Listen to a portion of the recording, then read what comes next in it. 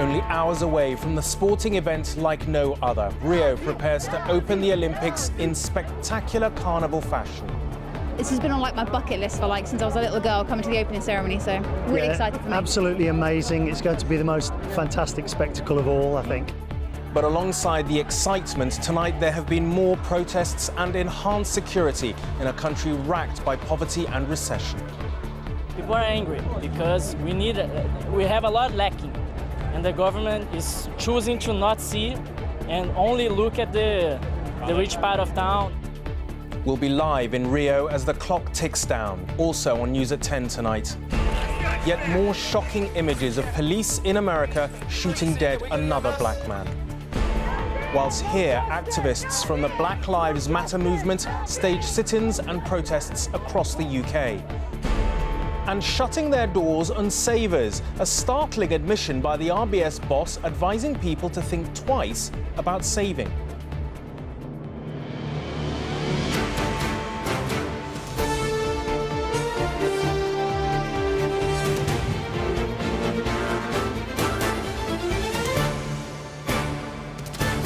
This is ITV News at 10 with Raghi Omar.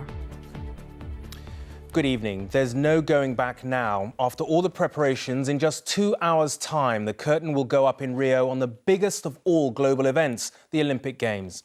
An estimated 3 billion people will watch tonight's opening ceremony, featuring around 300 dancers and 5,000 volunteers. So far, the Rio Games have been dominated by controversies like doping and the Zika virus. Tonight, organisers hope all that gets put behind them as athletes from 28 nations and, for the first time ever, a refugee team take their bow. It's an opening ceremony that's aimed at capturing the spirit of Rio's Carnival of Sport.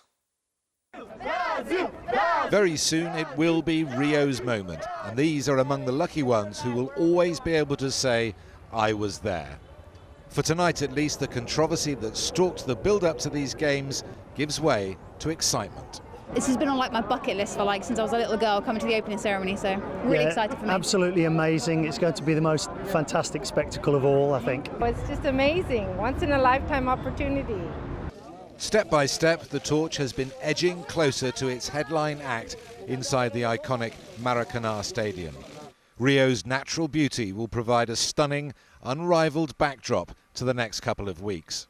Ernesto Magalhães is one of thousands performing tonight. Although sworn to secrecy, he did reveal a little of what to expect. It's a bit of a mix. People will get to know a little bit about history, but they will also know about modern Brazil and in our popular culture and things that are not just from Rio, but they are from Brazil as well. The city is used to putting on a party, and you can expect a taste of carnival tonight. Music and dance occupy Brazil's soul. The year began with tens of thousands of auditions, everyone wanting to play their part. Then countless rehearsals at Rio's many samba schools.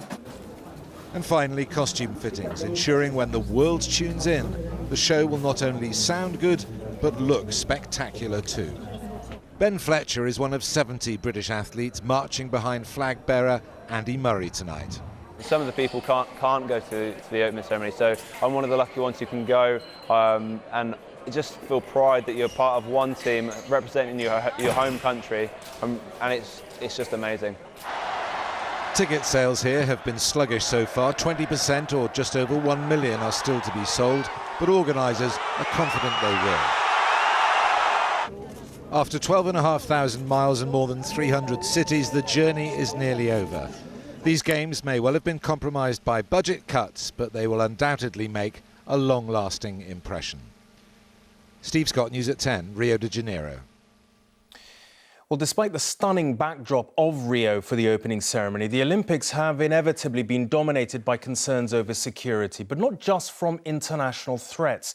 Domestic issues have been worrying the Brazilian authorities too. There were violent protests in Rio tonight by people angry at how much is being spent on the Olympics. The Olympic torch had to even be escorted by armed riot police on its route to the stadium. The protesters see the Games as a symbol of the deep inequalities in Brazilian society, the gulf between the haves and the have-nots, giving rise to real security concerns.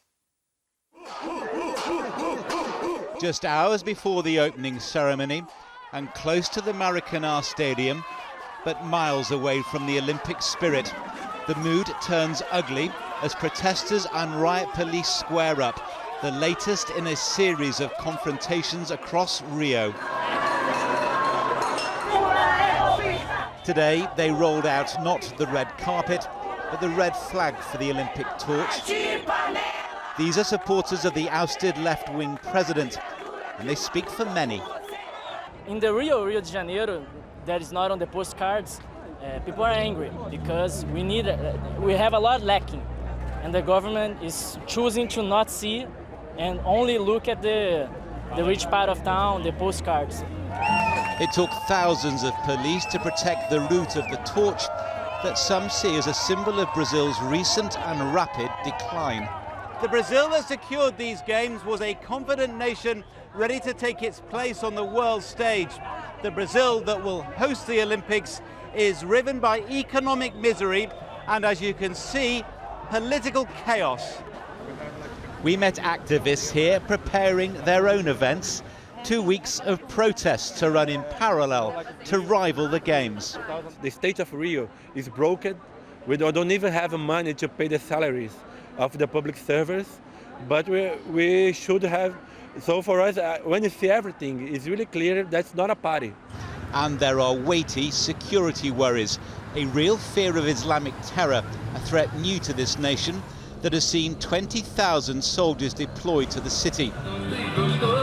So those determined to celebrate, whatever it takes, hope the sport will at least distract from Brazil's many ills. For a little moment, we have a little joy and happy days and forget the problems a little. When the Olympic Games begins, everybody will forget everything and just party and have fun in the Olympics. It's be wonderful, for sure. After I think about the problems. At Copacabana Beach, they dodged the protests by extinguishing the torch and hiding the flame in a small lamp. But the many controversies that beset Brazil might not be so easily avoided. Well, Steve and John are live now in Rio. First to you, John. We were seeing quite clearly from your reports the domestic concerns and protests in Rio. But what are the wider security concerns? Well, the unthinkable, the appalling has happened before at Olympic Games, of course. Munich 1972, Atlanta 1996. As for Rio 2016, well, I think genuinely the threat is impossible to quantify. What we do know and what is concerning is that the Brazilian authorities have little or no experience of these modern forms of terrorism. They're saying that security has been stepped up around the stadiums. We know in the last week or so they've arrested a bunch of young Muslim men who may have been in the early stages of planning something. It seemed very amateurish. We know too that there are jihadi websites translated now into Portuguese urging people to make attacks. Perhaps the most effective thing that the Brazilian authorities have done is to work exceptionally closely with the Americans, with the FBI, with American intelligence. John Kerry, the US Secretary of State, has said tonight after meeting Brazilian ministers here that he at least is confident that the Games will be safe, sound and secure. Let's hope he's right. Thank you, John, in Copacabana Beach. And now to Steve, who's at the Maracanã Stadium. Steve, high expectations for Team GB? I think, Raggy, this time they're pretty high, actually, and there's very good reason for that. There's particular performances that everyone will be looking out for. Obviously, the one that immediately comes to mind is, can Team GB repeat Super Saturday from London 2012? Remember Super Saturday, that wonderful night when Jessica Ennis-Hill, Greg Rutherford and Mo Farah all won gold. Well, the events are rescheduled exactly on the same time, on the same day, so it could happen. And it's not unreasonable to think it could happen again. But there are so many other people who could get gold. Andy Murray, who's going to be holding the flag for Team GB in a couple of hours' time, a very popular flag holder. He's here obviously to retain his tennis title. He'd be a popular champion too. No more popular figure in Team GB than Nicola Adams. She's another gold medalist who's coming back to try and retain her title. Tom Daly's here too. There are so many names to look out for, but I guess also too there are names that we don't really know of at the moment, who aren't household names, but that's exactly what they're going to try and make themselves over the next couple of weeks. Team GB wants to have its best away games ever, and if they get him when they're doing that, then I think we're in for a few exciting weeks. First potential medalist tomorrow, Chris Froome in the road race, and then on Sunday Lizzie Armistead races in her road race. Interested to see how she gets on after what has been a very difficult week for her. It certainly will. Steve at Maracanã Stadium, thanks very much indeed. To other news now, and police forces across America have been put on alert tonight after shocking new video emerged showing the fatal shooting by officers of yet another black man. It's feared the shooting in Chicago may give rise to a backlash after other recent deaths at the hands of police and the subsequent Black Lives Matter demonstrations. This incident happened a week ago, but only today have these police videos from multiple angles been released. A teenager had stolen a car and was being chased by Chicago police. When they encounter it, officers opened fire instantly as it passes. The driver, 18-year-old Paul O'Neill, then crashed into another police car. Surviving that, the driver fled on foot down an alley, chased by officers. More shots can be clearly heard.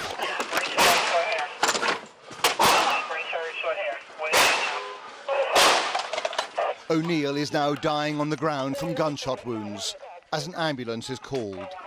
The teenager was unarmed, but the police officers at the scene appear to suggest they had been fired at. You shot too? Huh? You shoot? Yeah. You? And they shot at us too, right? I shot at the car after it almost hit you. The question for a department already under immense scrutiny is whether this was a clear breach of the rules and an inappropriate use of deadly force. The lawyer for O'Neill's family is in no doubt. The family watched the execution of their loving son.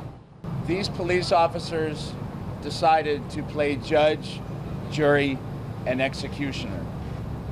The family was so distraught, and understandably so, that they have left. Another issue is why the later, final gunshots that killed O'Neill were not captured by video, raising the question of whether the officer's body cam had been deliberately switched off. The victim's sister has spoken of the family's distress. We was really hurt. It was disturbing, very disturbing. Not the way anything's supposed to be done. I know when the shots were coming at us, when the car was coming Chicago's police department has promised to be open and transparent, but this shooting is likely to add to the distrust between the community and law enforcement. Robert Moore, News at 10, Washington. Well, here in the UK, activists from the Black Lives Matter movement staged protests, blockading airport approach roads and transport hubs. They were highlighting the number of deaths of black people in police custody in Britain and what they claim are other examples of injustices. A black former Metropolitan Police officer told us that while the protesters' tactics might be questionable, the message deserves a hearing. Blocking a key approach road to Heathrow Airport was meant to cause maximum disruption, and it did. Several protesters chained themselves together using pipes filled with concrete to make it as difficult as possible to remove them. Black people face a disruption of their lives every single day. We've got everyday racism with stop and search, unemployment, access to healthcare, especially mental health care. We want justice! In Nottingham, the trams were brought to a standstill when sympathisers lay down on the tracks. Once again, chained and cemented together, after a call on social media for a nationwide shutdown. 1,562 deaths in police custody in my lifetime. 0 convictions. The UK Black Lives Matter argue a disproportionate number of black people die in police custody. This is a crisis. 221 people have died in police custody in England and Wales over the last 10 years. 45 were from black and minority ethnic communities. That's 20% of the total. Higher than the 14% of the UK population who come from black, Asian or minority ethnic background. These protests are taking place on the 5th anniversary of Mark Duggan's death. People here claim that he is yet another victim of police racism and violence, yet a jury decided that he was lawfully killed. Mark Duggan was shot dead by police in North London. His death is thought to have triggered the riots in 2011. There is definitely a recognition that America, Black Lives Matter, has got the attention of people, and it's starting to build momentum nationally, and I think they want to create that movement to address some injustices which haven't been resolved over here. In Manchester tonight, traffic was again brought to a standstill. The start of a wave of protest aimed at forcing the fight against racism up the political agenda. Juliet Bremner, News at 10. Still to come, we take a trip to France to find out why expats there are going to court to try to trigger a parliamentary vote on Brexit, and our guide to Team GB's top medal hopefuls. Those stories and more after the break.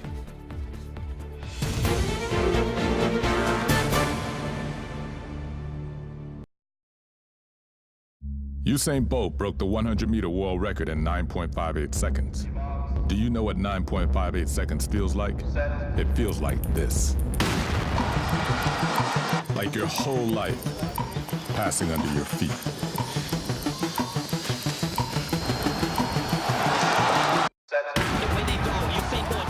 Like the entire nation is running it with you.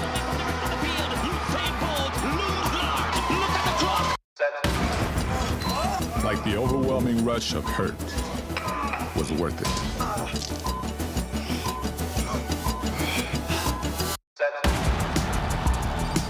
It feels like that healthy Jamaican home cooking came good.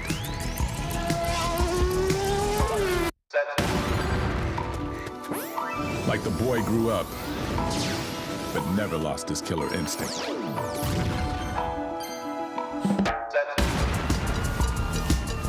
It feels beautiful, like pure joy.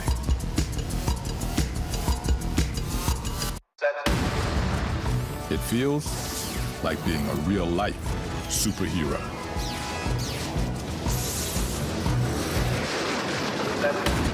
Like everything in your whole life suddenly making sense.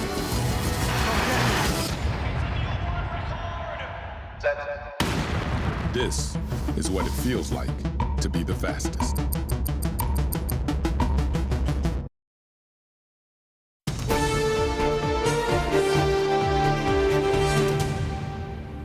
Welcome back. Now, how about some advice from a banker? And no, don't switch off, because it's pretty breathtaking advice and words you might think you'd never pass the lips of a banker. The advice has come from the head of one of Britain's biggest high street banking groups, the Royal Bank of Scotland, a bank the British taxpayer still has a major stake in. Its chief executive was speaking to News at 10 in the wake of RBS posting a £2 billion loss for the first half of the year and after yesterday's cut in interest rates. And his advice was this: don't save, at least don't save with a bank if you want your nest egg to grow. That's why I got a deposit account and I get paid interest. Oh, those were the days. Top Cat on the telly and RBS courting savers. Back then they could still expect a 7% return. Today, with record low interest rates, savers are hard pressed to make a tenth of that. Still, I didn't expect the head of RBS to say this to his customers. My advice to savers is get some good advice from financial professionals as to where they should be putting their money. So should we not be just leaving our savings in an RBS deposit account? Well, some people actually are motivated by quite different things than they want security, and they want to know that their money is there, the interest rate's not so important. So you're saying take the money out or keep the money in? No, I'm saying to them, get really good advice as to where they should be having their money, because there are other alternatives. RBS, which is part taxpayer-owned, has lost £50 billion over the past 8 years. So you might have thought the man in charge would have tried harder to sell his bank's services. But maybe he was just being honest. Simone Clark banks with RBS. She's 25 and trying to save. The percentage that you earn is so small that I could put it in a piggy bank and, you know, I won't earn anything, but the interest is so little anyway, it makes no difference. Imagine you're a saver and had a spare £3,500. Investing that in an easy access cash savings account with an average current rate of 0.55% would earn you a measly £19 a year. Compare that to an easy access cash ISA with an average return of 0.94%. That gets you £33 in annual interest. You can't predict stock market movements, but over 10 years, the average annual return for a typical UK stocks and shares ISA has been 5.5% a year, netting £192.50 in interest. But are the alternatives safe? The danger from having interest rates too low for too long is that people get out of the savings habit, they can't make their return from any return from saving, and they're forced into financial speculation and gambling too much on stock market, or gambling too much or expecting too much from property. Everyone has their own appetite for risk, but when the head of RBS makes a warning like this, is this the first step to banks closing their doors to savers? Narina Hertz, News at 10. Words you think you'd never hear from a banker. Now, police have charged a 19-year-old man tonight with the murder of an American tourist in a knife attack in central London on Wednesday. Zakaria Bulham is also accused of the attempted murder of 5 other people. The attack prompted a major alert in what is a popular area with visitors. The tourist who died, 64-year-old Darlene Horton, was on the last day of her stay in the UK. Jeremy Corbyn has been forced to defend his decision to nominate the head of Labour's anti-Semitism inquiry to sit in the House of Lords. The party's own deputy leader criticised the timing of the announcement that Shami Chakrabarti would be given a peerage, a decision that's also angered a number of prominent Jewish figures in Britain. But Mr. Corbyn said she's exactly the right person. She will make a great contribution to the House of Lords for 2 reasons. One, she's a brilliant lawyer who will bring those skills to the House of Lords, and secondly, she's committed to the abolition of the House of Lords and replacement with a democratically elected assembly. Otherwise, I wouldn't have dreamt of supporting her nomination. Now, to lose the head of the major independent inquiry into alleged child sex abuse by senior public figures twice is bad enough, but losing 3 inquiry heads begins to make you wonder whether there are really far deeper problems with the whole process and the inquiry. The resignation last night of Dame Lowell Goddard leaves the inquiry in disarray. And now, one of the country's most senior criminal lawyers has told News at 10 that the inquiry is unworkable and may need to be completely restructured. 24 hours on and still no sense of where the inquiry into institutional child sexual abuse is going next. MPs say they now want to question the New Zealand judge Lowell Goddard, who resigned yesterday. Meanwhile, survivors said they'd been assured the work done so far wouldn't be wasted. Obviously there's frustration it takes so long, but the nature of the magnitude, the size of this inquiry, it's going to take a long time. And it would be frankly wrong if it didn't. The inquiry established a 7-member victims and survivors panel, a truth project to record thousands of victims' testimonies and 13 individual investigations into allegations of abuse, including at Westminster, in the Anglican and Catholic Church, and at children's homes in towns such as Rochdale. The fact that it's proved so hard to find someone to chair this inquiry has raised questions about how it was constituted in the first place. Is it really fit for purpose, or is it simply too big for one person to manage? The scale of this inquiry is unprecedented. The way it's been set up, it could go on forever.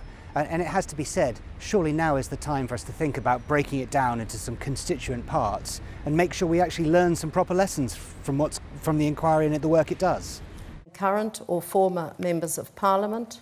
Powerful individuals were in Lowell Goddard's sights, so what of suggestions the establishment has once again closed ranks? Do you think that is a factor still at play? I think there are people that don't want this inquiry to reveal the truth of the past.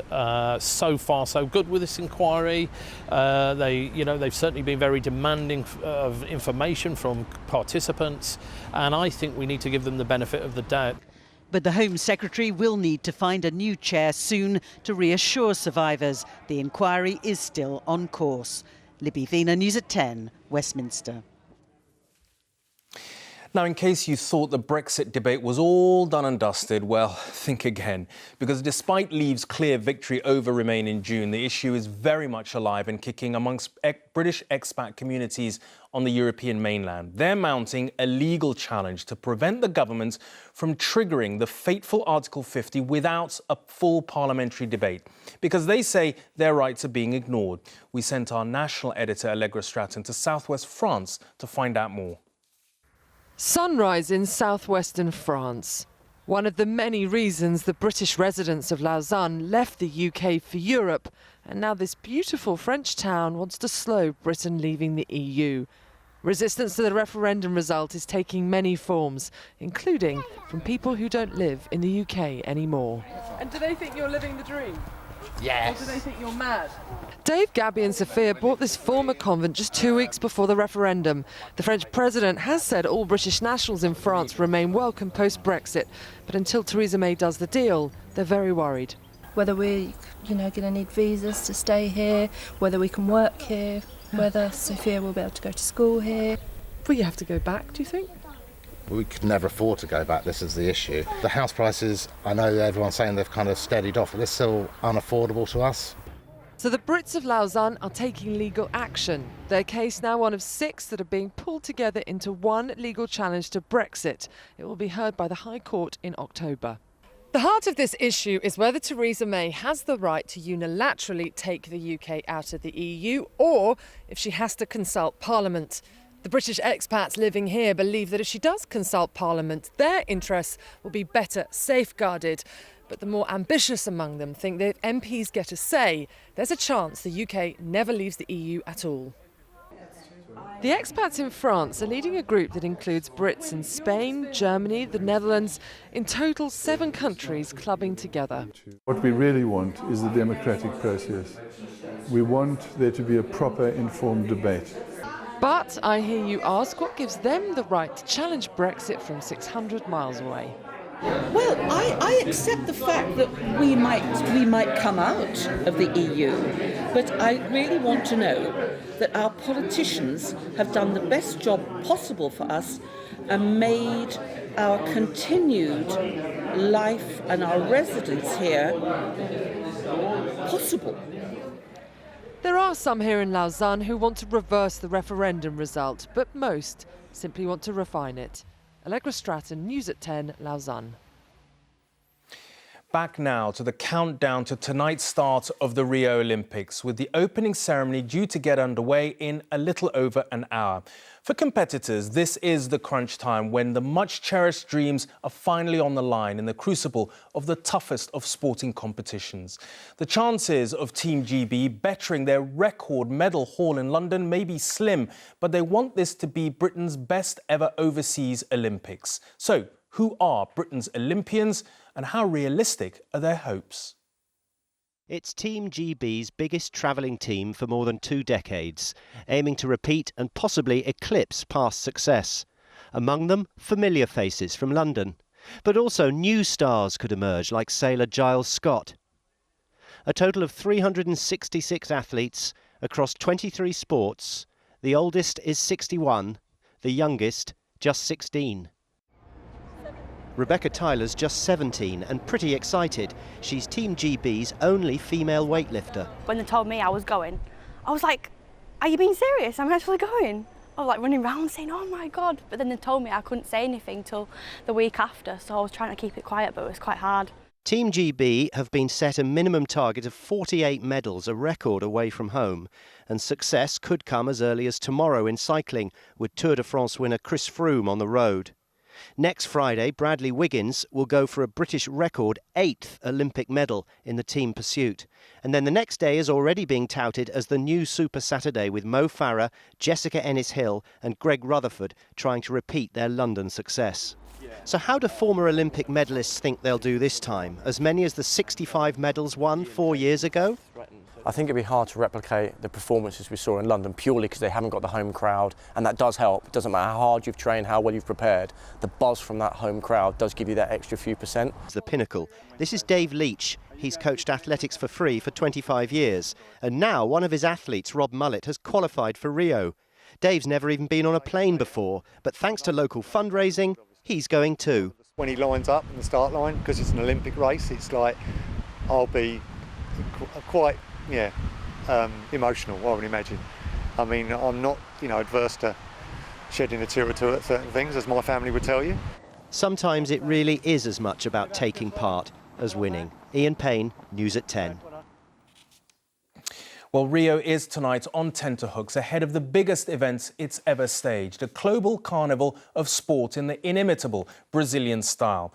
Hopes of a trouble-free opening ceremony received a jolt tonight when police fired tear gas to disperse protesters near the Maracanã Stadium. Amid scenes like those, the torch, the Olympic spirit of hope, was making the final part of its journey to the stadium. At the climax of tonight's opening ceremony, it will light Rio's Olympic flame. The British team, with Andy Murray carrying the standard, have been practicing hard for tonight's big event, the moment when their Olympic dream becomes reality. Tonight, a huge firework display will set the skies of Rio ablaze. And if the Olympic motto is faster, higher, stronger, the message tonight is equally simple. Let the Games begin. Have a very good night.